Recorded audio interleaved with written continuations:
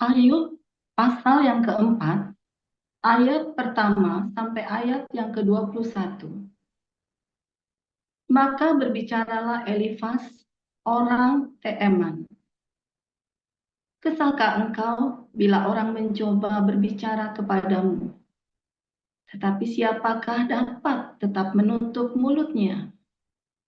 Sesungguhnya engkau telah mengajar banyak orang, dan tangan yang lemah telah engkau kuatkan. Orang yang jatuh telah dibangunkan oleh kata-katamu, dan lutut yang lemas telah kau kokohkan. Tetapi sekarang dirimu yang tertimpa dan engkau kesal. Dirimu terkena dan engkau terkejut. Bukankah takutmu akan Allah yang menjadi sandaranmu dan kesalehan hidupmu menjadi pengharapanmu? Camkanlah ini. Siapa binasa dengan tidak bersalah? Dan di manakah orang yang jujur dipunahkan? Yang telah kulihat ialah bahwa orang yang membajak kejahatan dan menabur kesusahan, ia menuainya juga. Mereka binasa oleh nafas Allah dan lenyap oleh hembusan hidungnya. Singa mengaum, singa meraung. Patahlah gigi singa-singa muda. Singa binasa karena kekurangan mangsa, dan anak-anak singa betina bercerai-berai. Suatu perkataan telah disampaikan kepadaku dengan diam-diam, dan telingaku menangkap bisikannya. Waktu bermenung oleh sebab khayal malam, ketika tidur nyenyak menghinggapi orang. Aku terkejut dan gentar, sehingga tulang-tulangku gemetar. Suatu roh melewati aku, tegaklah bulu romaku. Ia berhenti, tetapi rupanya tidak dapat kukenal. Suatu sosok ada di depan mataku, suara berbisik-bisik kudengar. Mungkinkah seorang manusia benar di hadapan Allah? Mungkinkah seseorang tahir di hadapan penciptanya? Sesungguhnya hamba-hambanya tidak dipercayainya. Malaikat-malaikatnya pun didapatinya tersesat. Lebih-lebih lagi mereka yang diam dalam pondok tanah liat, yang dasarnya dalam debu, yang mati terpijak seperti gegat.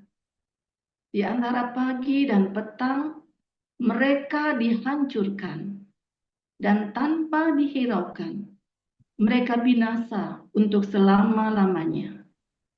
Bukankah kemah mereka dicabut? Mereka mati, tetapi tanpa hikmat. Demikian.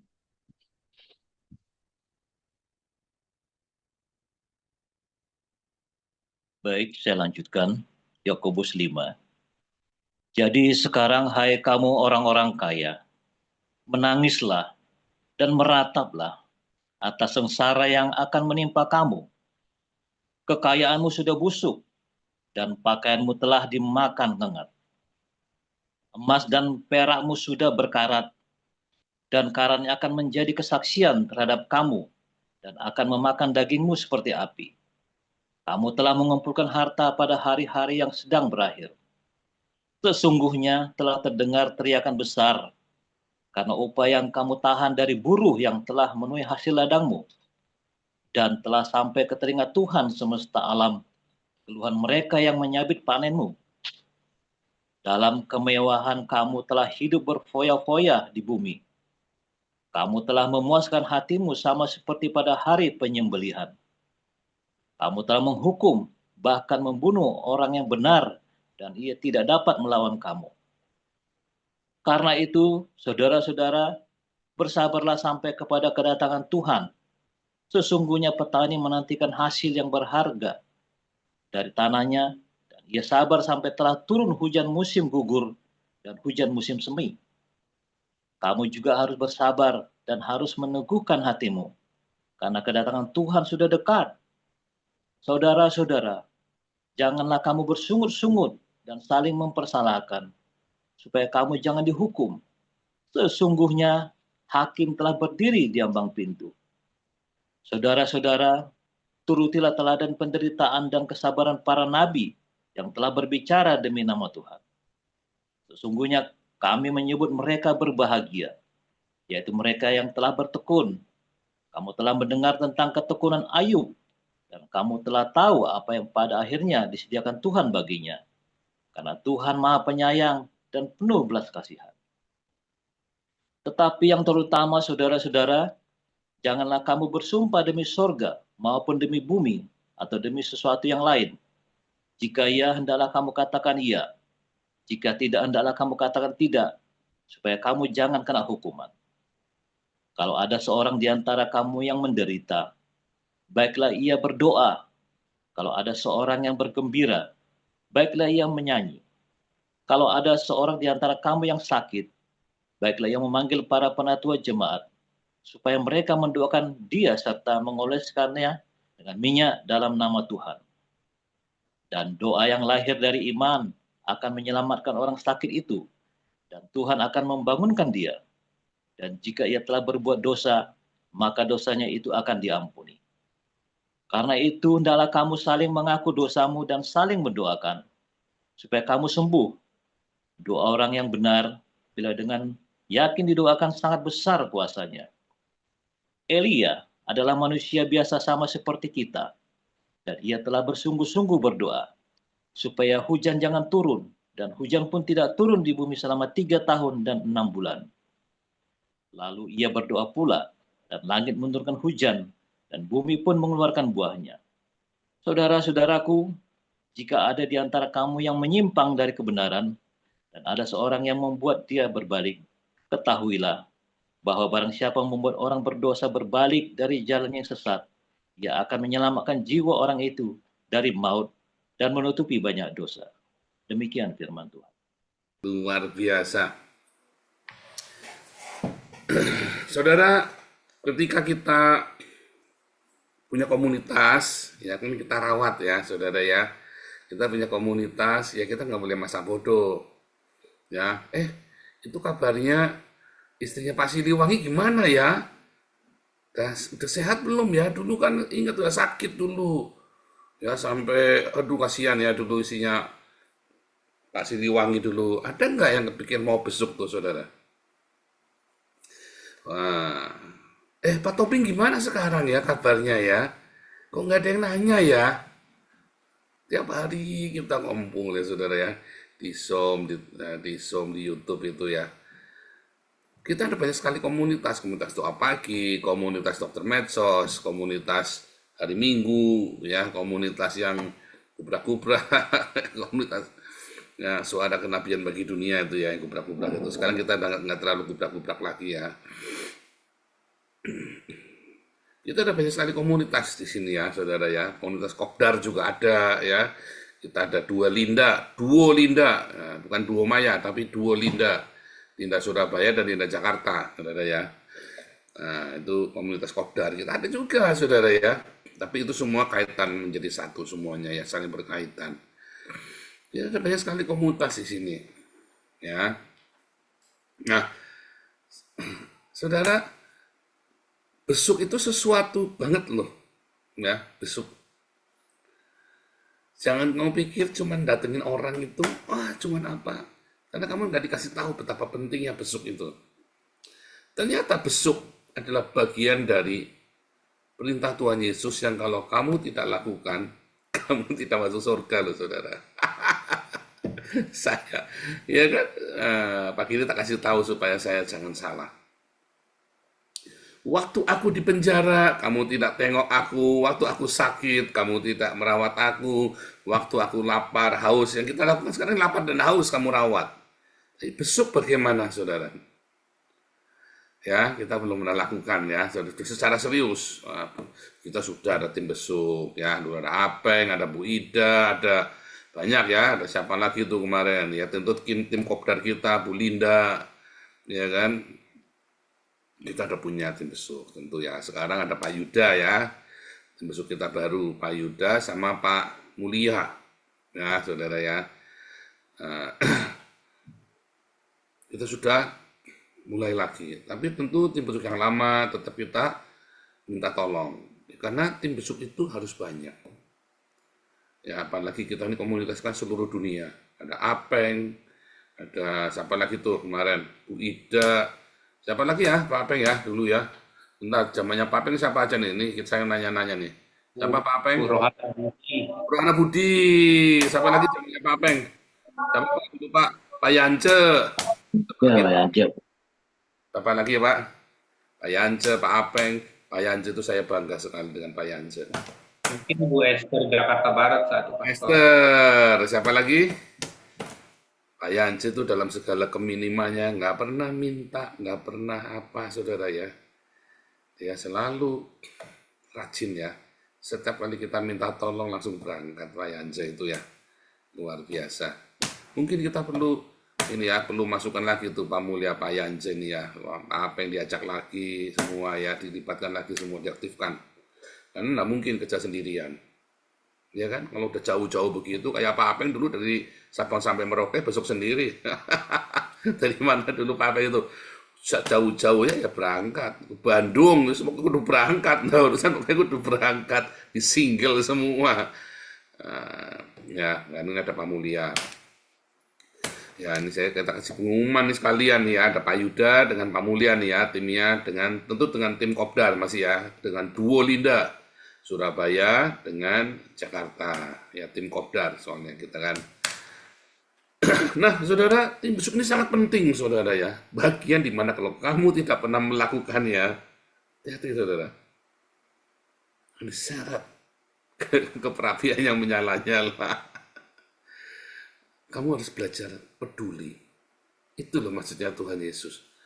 Oh, kita diakoninya bagus, saudara ya. Bagus banget. Tapi jangan berhenti di diakonia. Ayo kita mulai besuk.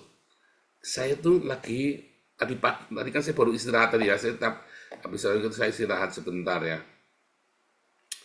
Sambil istirahat, saya tiba-tiba dapat wangsit, saudara. Kita mau bikin tim besuk super. Ya, kita mau bikin tim besuk yang super. Tim besuk yang benar-benar punya encourage. Nah, nanti kita mau belajar sama Dr. Wivina ya. Bagaimana cara kamu mendengarkan orang. Ya. Mendengarkan orang. Kalau kita lagi besuk, Anda jangan banyak ngomong. Biarkan yang dibesuk itu banyak ngomong, saudara, karena dia lagi pengen curhat macam-macam, pengen cerita, udah 4, saudara. Nah, itu nanti ada caranya ya. Nanti kita bikin training khusus ya. Tim Embun Pagi nanti kita booking Ibu Wivina untuk ngajari khusus mendengarkan ya, bagaimana mendengarkan dan memberi komentar ketika ada orang curhat, apalagi kalau orang curhatnya rahasia, saudara. Oh, hati-hati saudara ya. Nah, itu nanti kita training ya. Siapa yang mau ikut cepetan daftar sama Pak Mulia, saudara, sama Pak Yuda ya. Daftar, kita nanti ada bikin training mendengarkan.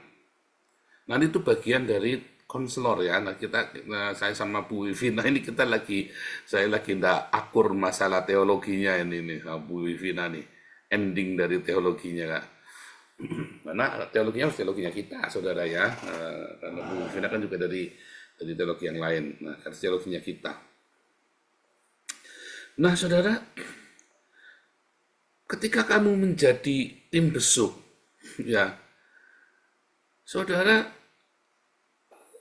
tahu nggak, orang yang Anda besuk itu, ya, kita tidak tahu kerohaninya di bawah atau di atas kita.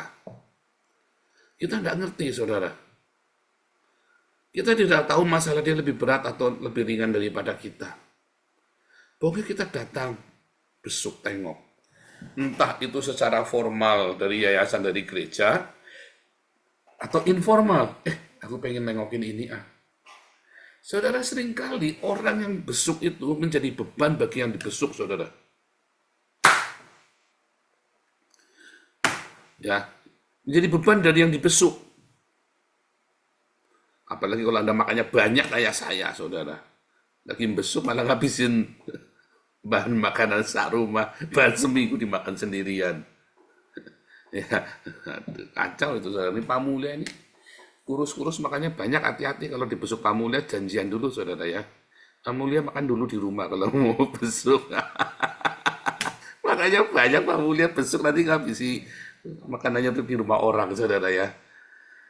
Tapi bukan itu yang saya maksud ya, itu juga itu kan bagian dari etika ya, nanti ada trainingnya ya, kita ada training besuk.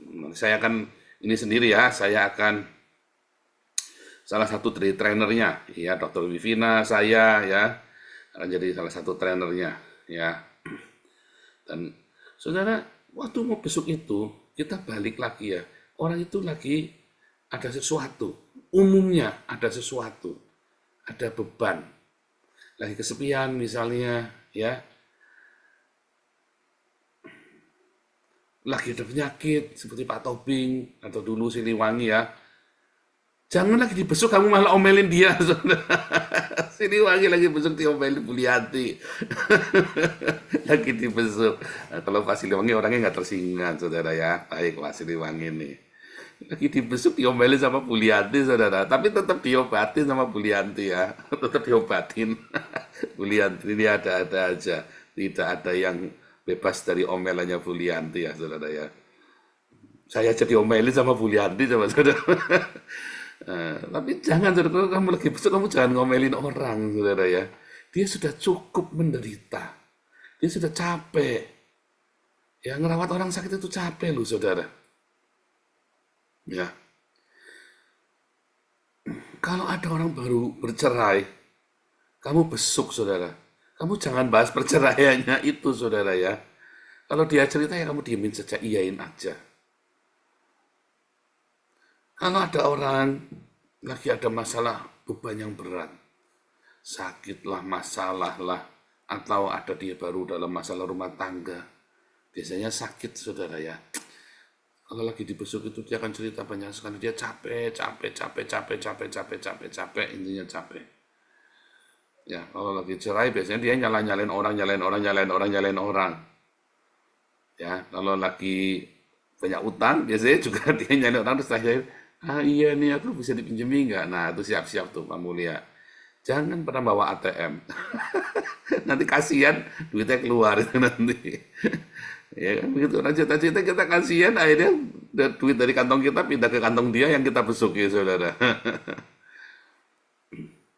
Bukan itu juga yang mau saya sampaikan tentang besuk ini, saudara ya.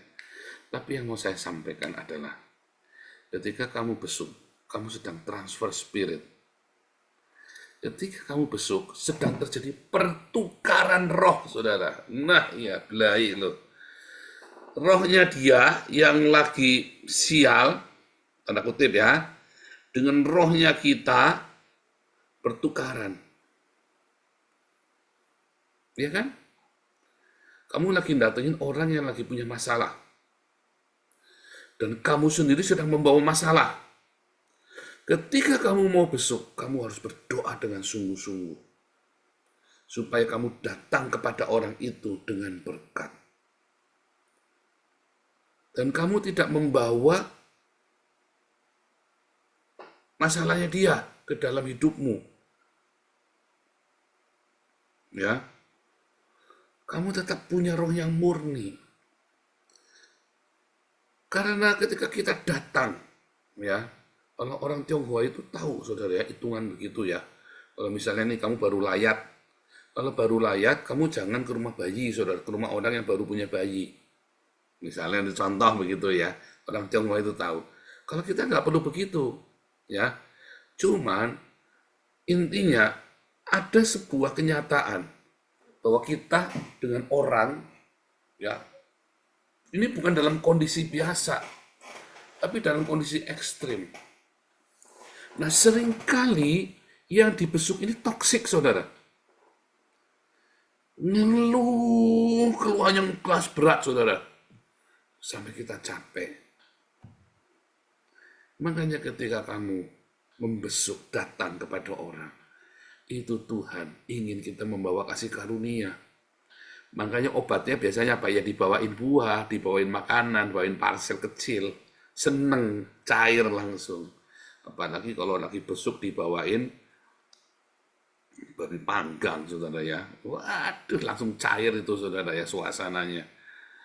Ya kan? Kalau lagi besuk ayam, kamu besuk orang Islam jangan bawain babi panggang, kamu nanti menghina dia. Itu kayak di tempat kita, ya ada satu ibu orang Indonesia, terus ada lagi jemaat kita dari homeless itu, dari Bukam itu ya, bukan gelandangan tapi dia orang miskin ya, salah satu orang miskin, orang India. Dia datang ke tempat kita dipaksa makan sapi sama si ibu ini, saudara, mutung, saudara, 3 bulan nggak mau datang lagi ke tempat kita. Setelah ibu Indonesia ini udah nggak sama kita, orang India ini datang lagi ya, satu grup, satu gengnya dia datang, saudara ya. Satu gengnya dia orang 5 itu orang India itu ya, Vikram, Ricardo, ini Bu Marjuni tahu tuh ya, Vikram, Ricardo, Basan ya, si Rusni, Rames, itu grupnya India-India itu tuh ya, orang-orang Surinam itu ya, saudara ya, datang ke tempat kita. Dipaksa makan sapi, saudara. Jangan, ya saudara ya, jangan. Tapi kita berikan sesuatu, ya, itu salah satu cara untuk mencairkan. Oleh-oleh itu selalu baik, saudara ya. Oleh-oleh itu selalu baik. Saya tidak punya kebiasaan membawa oleh-oleh, ya. Tapi kebiasaan membawa oleh-oleh itu yang Bu Ida pernah cerita sama saya, ini harusnya bawa gini, bener juga ya Bu Ida ya. Cuma jangan mahal-mahal Bu Ida. Ini kalau Bu Ida dengerin ya, jangan mahal-mahal oleh-olehnya, cukup bawa. Karena waktu dibawa itu seneng, saudara ya. Itu salah satu untuk supaya orang itu jangan terlalu toksik, saudara. Ya, memberikan. Jadi kalau kamu besuk, ya perlu ada sedikit lah, walaupun kue apa roti sedikit ini buat kamu ya, aku bikinkan khusus. Sedikit sepotong, saudara, kamu beliin, ya. Seneng dia, saudara. Kamu beliin ya sesuatu yang sesuai dengan jangkauan, ya. Atau kamu masakin khusus, aku masakin sop khusus buat kamu. Ya, murah meriah. Karena bukan masalah mahalnya, saudara, kalau kamu besuk itu. Masalahnya kamu memberikan sesuatu yang kamu harus berpikir. Ya, bawain orang besuk pun kamu harus mikir. Bukan masalah kamu banyak duitnya. Enggak, saudara. Wah, kita bawain aja langsung dari ini, bawain parcel segala macam. Oh, bukan. Ya, bawain sesuatu yang membuat orang itu bahagia, senang. Dia bawain duit, Pak. Belum tentu, saudara, dibawain duit bahagia. Intinya adalah kamu memikirkan dia. Konsepnya itu loh. Sehingga kamu bawa sesuatu, kamu sedang memikirkan dia. Ya, saudara ya. Nah, jadi kemudian dilempar semua toksik itu, racun itu ke kamu tuh, saudara. Dan kamu tidak siap. Kamu tidak sadar kamu bawa pulang tuh racun tuh, saudara. Ya, kalau kamu tidak di dalam Tuhan, ya kan? Maka racun itu akan diam-diam masuk ke kamu, saudara. Bukan cuma penyakit yang menular, saudara ya, tetapi racun dari jiwanya itu. Makanya ketika besuk, ya, kalau pendeta-pendeta lama suka apa, saudara? Yuk kita nyanyi satu pujian, terus berdoa sama-sama. Oh, itu penting, saudara ya. Kamu jangan meremehkan, yuk kita nyanyi yuk satu lagu pujian. Oh, itu juga menetralisir racun toksik itu. Karena lagunya itu kan positif. Terima kasih Yesusku, terima kasih. Ya, atau kita belajar ya. Give thanks with a grateful heart. Give thanks. Ajari terima kasih, saudara. Ajari, saudara ya.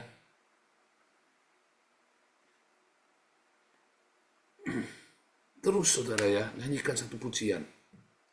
Supaya toksik itu enggak meracun ke kita dan ke dia, menetralisir. Lalu kita ajak berdoa sama-sama. Bukan basa-basi retorika, saudara. Benar-benar ya. Di dalam nama Tuhan Yesus, biar malaikat Tuhan memagari kita semua. Ya, biar tapi Anda jangan bilang tolong ini supaya curhat yang toksik ini jangan meracuni saya, jangan kurang ajar tuh saudara. Nah itu makanya perlu diajarin. Besok itu tidak sembarangan. Ya, tetapi yang paling penting kamu memikirkan sesuatu. Yang kedua, jangan menghakimi kayak tadi teman-temannya Ayub datang besuk bukannya mau membagi sukacita, malah menghakimi kan kurang ajar saudara. Tidak perlu kamu datang ke sini kalian. Katanya nanti kalau di bagian selanjutnya ya, dasar kamu sialan katanya Ayub, dasar kamu sialan. Ngapain kamu datang cuma untuk menghakimi saya saja? Oh saya pernah ya. Wah ini saya lagi di penjara saudara. Saya dibesuk sama tim gereja saudara ya. Saya lagi di penjara, padahal saya lagi kepengen. Dulu kan saya masih agamawi, jadi saya bilang telepon sama Pak Pendeta, salah satu pendeta, tolong bawakan aku perjamuan suci, aku pengen sekali perjamuan suci nih. Ya kan perasaan pengen dekat sama Tuhan dengan ritual perjamuan suci gitu ya. Ritual, saya dulu masih ritual begitu. Terus tim besuk ini datang saudara. Dia menghakimi saya, ayo kamu harus jujur. Ya itu uangnya kemana, itu kasihan tuh. Waduh, ngajar saudara. Saya begitu saudara, saya diam. Saya tidak pernah ngusir orang loh saudara, seumur hidup saya. Itu hari itu saya tak usir beneran itu orang. Saya tidak pernah usir orang, saudara. Seumur hidup saya tidak pernah usir orang. Hari itu tuh orang, kamu nggak usah kesini lagi. Terus saya telepon pendetanya, ya kan ada waktu itu anak besuk saya ya, tak telepon. Om, jangan ada orang gereja kesini lagi ya, sialan. Lalu tak ngomelin saudara ya, udah ngajar datang malah menghakimi saya lagi fight. Karena saya lagi marah di fitnah, malah dihakimi, itu kurang ajar, saudara. Nah, itu tidak boleh, saudara. Itu toksik. Kamu yang bawa toksik tuh. Kamu yang bawa racun tuh. Saya lagi menyemangati diri saya, supaya saya, ini malah diracun, saudara. Itu kurang ajar, saudara. Nah, itu tidak boleh juga. Kamu jadi racun, loh, saudara, bagi yang ditinggalin itu. Ketika kamu, itu teman-temannya Ayub itu toksik, loh, saudara. Besuk itu adalah sebuah pertukaran. Kamu bertukar damai sejahtera atau mau bertukar racun, saudara? Ya, kamu bertukar. Makanya Tuhan Yesus itu menggarisbawahi tentang besuk ini, saudara. Ya, Tuhan Yesus sangat concern dengan besuk. Waktu kamu di penjara, kamu tidak menghibur aku. Waktu aku sakit, kamu tidak merawat aku. Ya, di penjara kan orang perlu dihibur, saudara. Karena dia bingung tuh. Istriku gimana, anakku gimana. Dulu si Wesley masih umur 5 tahun, saudara ya. Gimana tuh? Kamu nggak tahu orang di penjara itu panik di dalam, saudara. Apalagi kalau mau masuk penjara nggak punya uang. Saya dulu masuk penjara ada duitnya. Ya, walaupun dihabisin, tapi kan anak pegang duit, waktu mami pegang duit ya. Jadi kita penjara kirimin makanan enak-enak, saudara ya. Kalau di penjara nggak punya duit, gimana, saudara? Nah, kamu dia jangan lupa bawain makanan enak. Makanya dulu saya bilang, siapa itu KC, bawain makanan enak, jangan lupa. Ya, tapi Bu nasibnya gimana? Tapi kalau Yusuf Manupulu kan selalu ingat, Bu, bawain masakan enak buat Pak Yusuf. Dulu siapa lagi itu, ingat nggak? Apollon Haris Darmawan. Kita kirimin apa, saudara? Fried chicken, ya yang enak itu ya. Sebulan sekali, masuk kita kirim semua. Waduh, banyak, saudara ya. Nah, penting itu, saudara. Ya kan? Orang di penjara itu panik di depan ada apa yang terjadi di luar sana dengan istriku, anakku. Ya kan? Nah, terus kita tengok. Makanya yang besuk itu harus orang yang dewasa. Ya, tim besuk itu tidak boleh orang sembarangan. Kamu lihat ada suami di penjara, kamu tengok istrinya nganggur. Nganggur. Oh, kurang ajar, saudara. Pendeta-pendeta, hamba-hamba Tuhan, hati-hati, saudara ya. Pokoknya harus yang dewasa. Dan ingat-ingat, saudara ya. Itu orang yang lagi sial, begitu kamu garap, kamu sial juga loh, saudara. Benar, itu sebuah pertukaran. Tapi kalau kamu berkati dia, kamu akan diberkati. Itu hukumnya. Sebentar, aduh, kelebihan 5 menit Pak Mulia. Intinya saudara, satu kalimat. Besuk adalah sebuah pertukaran spirit. Salah satu akan memberi toksik buat kamu, tapi kamu tidak bisa menolak. Dan jangan sampai yang tukang besuk ini yang memberi toksik, tapi yang tukang besuk ini yang membawa berkat. Kalau sampai si tukang besuk ini yang memberi toksik, kamu akan bawa pulang tuh kutuknya itu. Tapi kalau kamu bawa berkat, kamu berkati dia, dan kamu juga akan diberkati oleh Tuhan. Kalau kamu datang ke rumah orang, tengok orang, bawa selalu berkat, bawa selalu shalom. Jangan bawa keluh kesahmu, saudara. Bawa selalu berkat sukacita dari surga, optimisme. Makanya harus dewasa. Ya, tim besuk itu tidak boleh orang sembarangan, Pak Mulia. Harus orang yang dewasa. Tuhan Yesus memberkati.